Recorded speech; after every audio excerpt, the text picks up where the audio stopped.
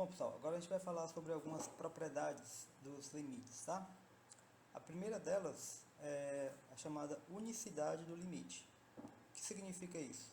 Significa dizer o seguinte, que se tem uma função, suponha que f seja tal que o limite de f de x quando x tende a A dá um número L1 e o limite de f de x quando x tende a A dá um L2. Então, L1 é igual a L2. Ou seja, se uma função ela tem um limite, tá, para x tendendo a um certo valor, então você não pode ter dois limites diferentes, tá?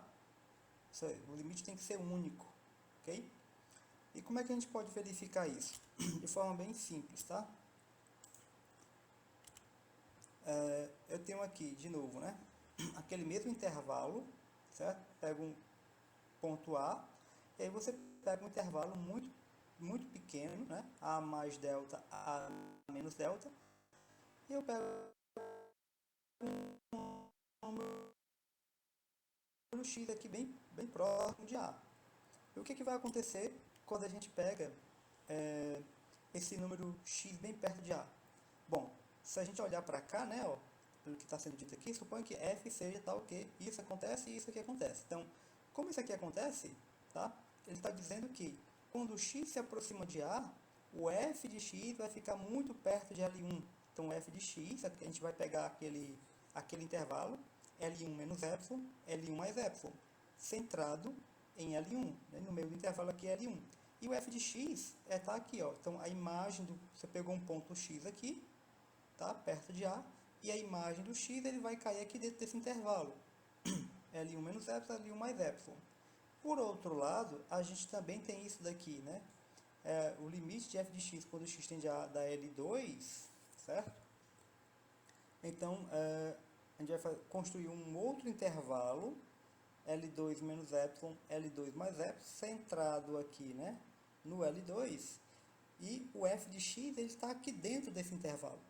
E aí é o seguinte, como o número epsilon ele é um número muito pequeno, certo? O número epsilon aqui ele é pequeno, esses dois intervalos aqui, ó, o intervalo L1 menos epsilon, L1 mais epsilon, e esse outro intervalo, L2 menos epsilon e L2 menos epsilon e L2 mais epsilon, esses dois intervalos são intervalos disjuntos, ou seja, não existe nenhum ponto em comum entre esses dois intervalos, certo? Ou seja, L1 menos epsilon, L1 mais epsilon, esse primeiro intervalo, interseção com esse outro intervalo aqui, é vazio. Por que a gente pode assumir isso? Porque o epsilon, né, é muito pequeno. Então, a gente pegando o epsilon muito pequeno, a gente pode supor que esses dois intervalos são disjuntos. Mas isso contradiz, né, o fato de que o f de x está dentro desse intervalo e desse intervalo, né? Tá? Ou seja, você tem uma contradição, tá? Ou seja, isso significa dizer o quê? Que se eu tiver esse limite igual a esse, se eu tiver esse limite aqui igual a L1 e esse limite igual a L2, a única opção possível, né, para que essas coisas aconteçam é que o L1, o L2 aqui tem que ser igual a L1, para os dois intervalos seriam o mesmo, né? E aí sim, é, a, a, a coisa fica coerente, porque se esses dois intervalos, se esses dois números L1 e L2 forem diferentes, tá? Se o L1 for diferente de L2, a gente consegue dois intervalos disjuntos, tá? E aí não vai ter ninguém dentro deles, tá? Mas contradizendo isso, né? Essas afirmações aqui dizem que existe um f de x bem perto de L1 e um f de x é bem perto de L2, tá? O que contradiz esse fato aqui, tá? Ou seja, é uma coisa bem simples mesmo, certo? Essa unicidade do limite aqui, tá?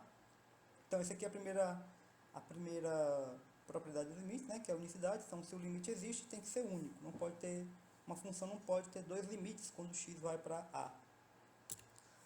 E uma outra propriedade, que também é bem simples, é o seguinte. Eu tenho uma sequência de pontos, uma sequência de números reais, e essa sequência, digamos, essa sequência converge, né? Quando a gente diz assim, quando a gente fala de sequência, né? Tendendo a um ponto, certo? Uma sequência tendendo a um ponto, a gente diz que a sequência converge para aquele ponto, ou para aquele número, né? ok? Então aqui a gente tem o que? Uma sequência de números reais convergindo para o número a.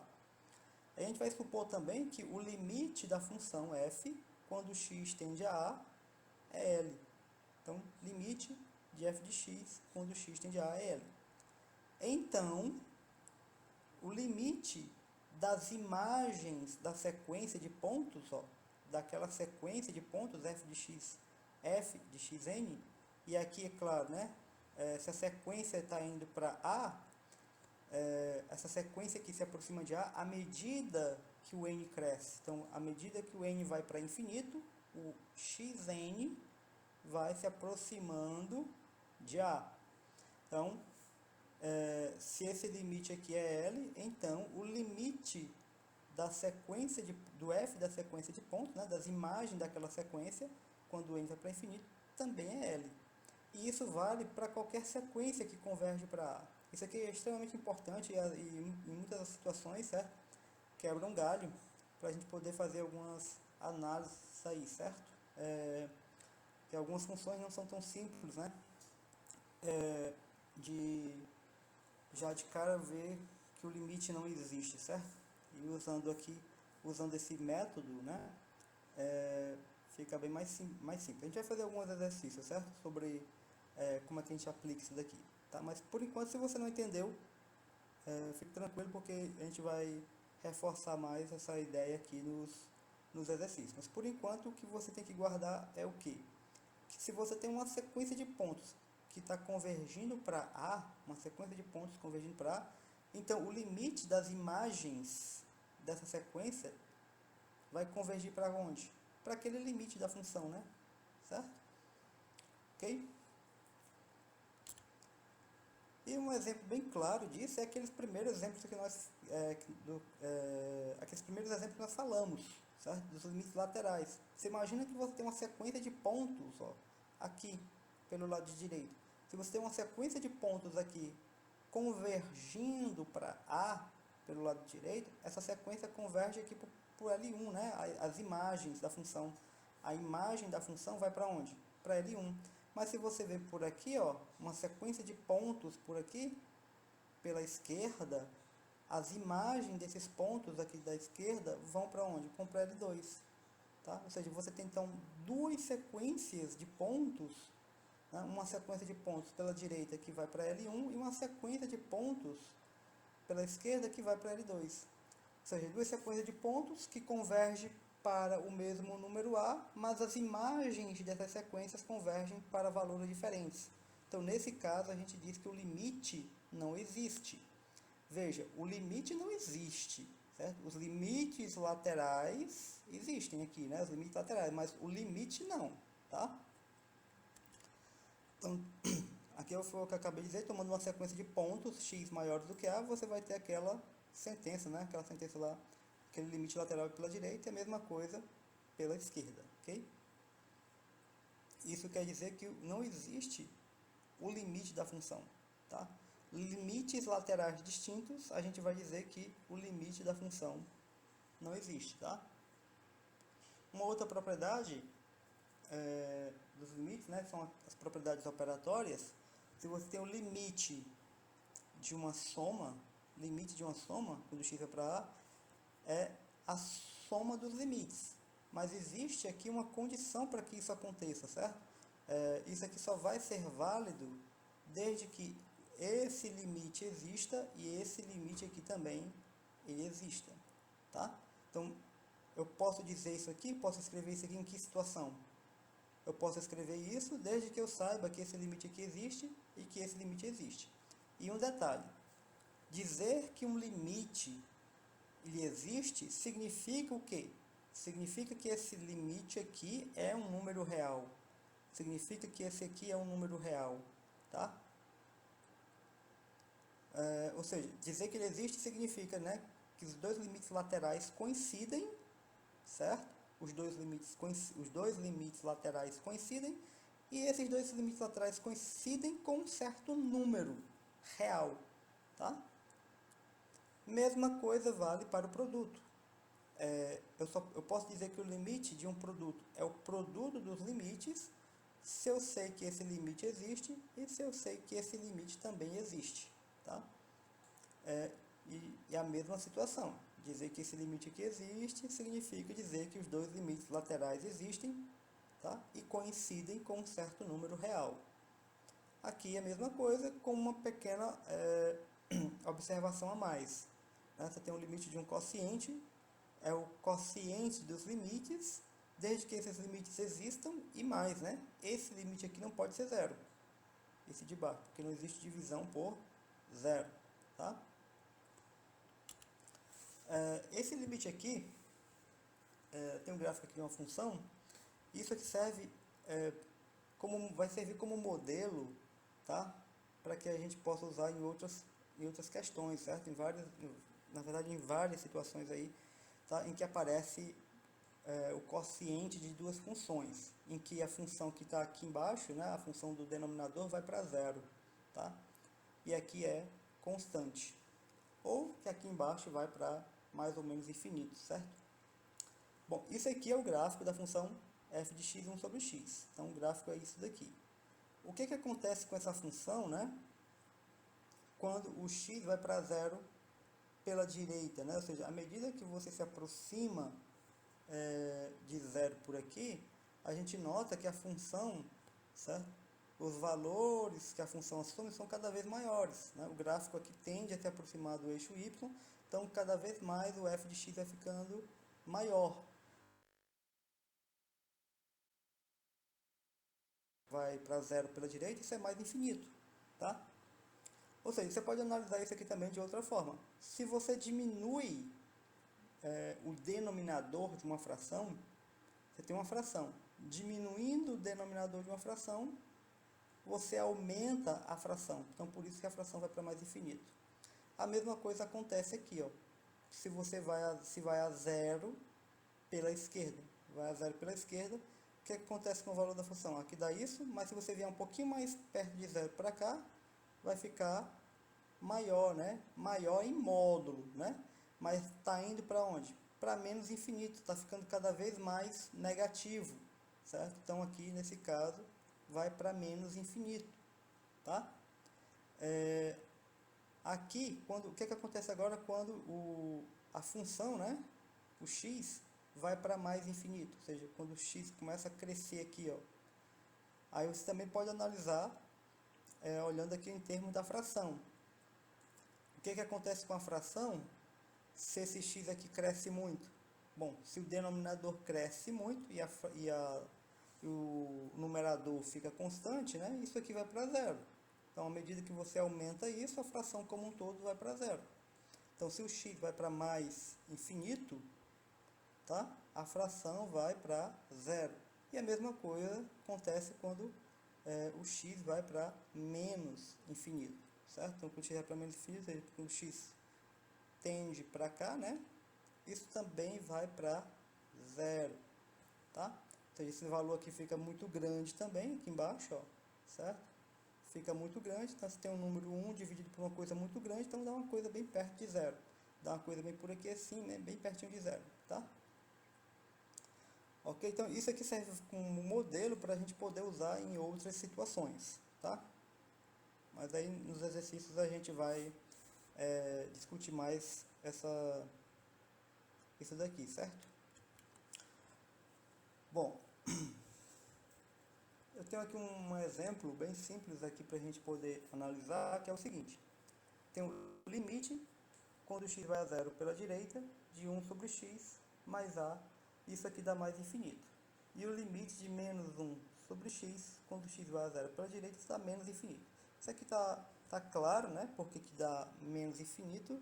Você tem aqui um número negativo, aqui o x está indo a zero pela direita. Então, essa coisa 1 sobre x, né? Esse número de 1 sobre x está indo para mais infinito. Como é negativo, então vai dar menos infinito. Tá? Aqui, o que acontece aqui com mais infinito aqui? Essa coisa 1 sobre x, ó, 1 sobre x, tá? É um número que está crescendo muito. Isso aqui, o a, é um número fixo, é constante. Então, isso daqui, 1 sobre x, está ficando cada vez maior.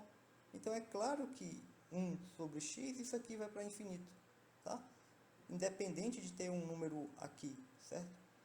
Não depende, esse número, esse limite aqui não vai depender desse número A que está aqui, certo? Porque 1 sobre x já cresce demais, certo? Já cresce muito, certo? Cresce indefinidamente. Então, como ele cresce indefinidamente, ele fica maior do que qualquer coisa. Tá? Então, o A aqui ele é dispensável. Tá? Agora, no entanto, quando a gente olha para cá, limite do f de x mais g de x, né? Com x guardado pela direita, o que vai acontecer com isso aqui? Aqui eu vou chamar f de x, tá? Essa expressão que está aqui dentro do parêntese, e o g de x eu vou chamar essa expressão que está aqui dentro desse parêntese aqui. Então isso aqui é o nosso f de x, isso aqui é o nosso g de x. Então o que vai ser o limite de f mais g de x, né? De f de x mais g de x. Vai ser mais infinito menos infinito igual a zero, né? Mais infinito menos infinito é igual a zero, tá? Não, a gente não pode dizer isso, certo? Por quê? Porque mais infinito e menos infinito não são números, tá? A gente não vai poder usar, tá? O mais infinito e menos infinito da mesma maneira como nós trabalhamos com números, tá? Eles não são, isso aqui são dois símbolos, tá? Mas esses dois símbolos não são números, ok? Olha só, o que é o f de x? F de x é 1 sobre x mais a, então a gente escreve aqui 1 sobre x mais a. E o que é o g de x? Menos 1 sobre x. Então aqui a gente pode cortar esse camarada aqui, menos 1 sobre x com 1 sobre x, e vai sobrar só o a. Aqui eu tenho o limite, tá? Limite de o limite de uma constante quando x tende a zero aqui pela direita. Bom, o limite de uma constante é a própria constante. Então isso aqui dá a, tá? Ou seja, dá a, não dá mais infinito. Dá esse número que aparece aqui, ó, certo? Ou seja, o que acontece, o que está acontecendo aqui, né? Veja, se eu colocar o valor de a igual a 2, quanto é que dá essa soma? Dá 2. Se eu colocar a igual a 3, vai dar 3. Se eu colocar a igual a π, vai dar π. Ou seja, pode dar qualquer coisa aqui, certo? Pode dar qualquer coisa que eu queira colocar aqui, qualquer número que eu queira colocar. O número que eu colocar aqui no lugar do a vai ser o número que vai resultar aqui, certo?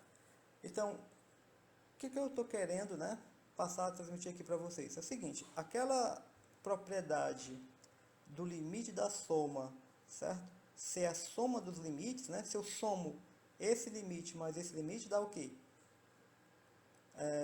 Em princípio, poderia imaginar que daria zero, porque mais infinito menos infinito é zero. Mas não, certo? Isso aqui dá a. E quem é a? O a pode ser 1, pode ser 2, pode ser 3, pode ser 4, pode ser qualquer coisa. Inclusive zero, tudo bem, pode ser zero realmente, se eu deixar aqui, tirar esse a daqui. Mas pode ser outra coisa também, se eu colocar um 2, um 3 aqui, também vai aparecer o 2 e o 3 aqui também, certo? Ou seja, essa propriedade da soma, né, o limite da soma, ser a soma dos limites, ela só é válida, certo? Só é válida quando os dois limites, né, existem. Se um dos limites não existir, a gente não pode garantir que a propriedade é válida, certo? Só mais um exemplo aqui, e agora a gente vai fazer o produto, né? A gente vai fazer a mesma coisa. Esse limite aqui dá mais infinito, e esse limite aqui dá zero, quando o x vai a zero pela direita aqui, certo? Olha só, o que é o limite de f de x vezes g de x? Esse limite aqui, o f de x, esse aqui é o g de x, tá? Então, a gente vai fazer, quem é o f? 1 sobre x. Quem é o g? Isso daqui, ax mais x ao quadrado. Então, quando eu multiplicar isso por isso, aqui vai ficar o quê?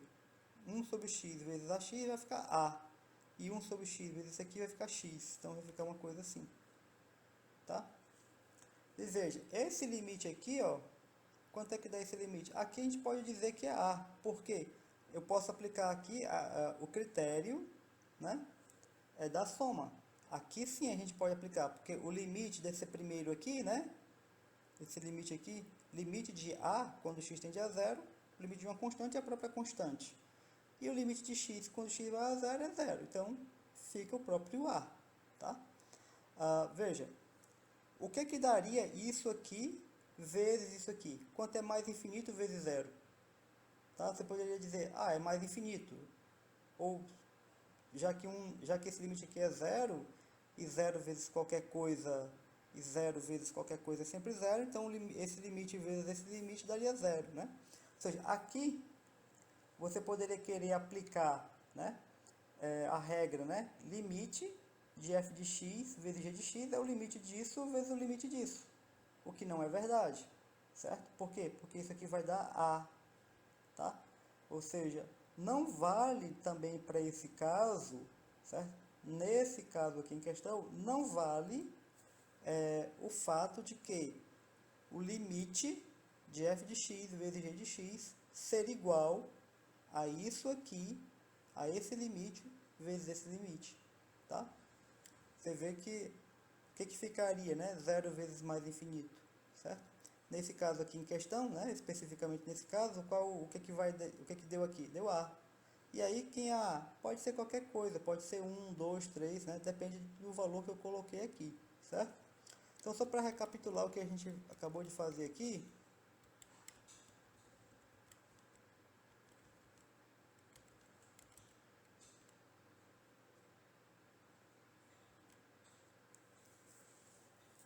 só para recapitular o que a gente acabou de mencionar, é que essa propriedade aqui só é válida se eu sei que esse limite e esse limite existe. Essa propriedade também é válida se esse limite existe e esse existe. E aqui também. E os dois limites têm que existir e esse limite aqui de baixo também tem que existir. Tá? Então a gente não pode aplicar essas propriedades de qualquer forma. Tá ok? Bom, a gente vai ficando por aqui, depois a gente vai dar mais alguns exemplos.